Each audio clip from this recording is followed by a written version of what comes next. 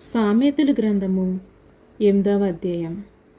జ్ఞానము ఘోషించుచున్నది, వివేచన తన సర్వమును వినిపించుచున్నది.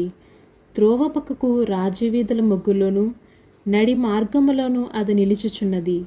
గుమ్మముల యొద్దను పూర ద్వారమునొద్దను పట్టణపు గవనిల యొద్దను నిలువబడి అది ఇలాగూ గట్టిగా ప్రకటన చేయుచున్నది.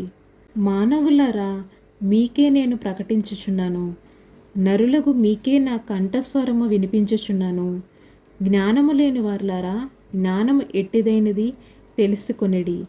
బుద్ధిహీనులారా, బుద్ధి ఎట్టయినది యోచించి చూడిడి. నేను శ్రేష్టమైన సంగతులను చెప్పెదను వినుడి. నా పెదవులు యథార్థమైన మాటలు పలుకును, నా నోరు సత్యమైన మాటలు పలుకును.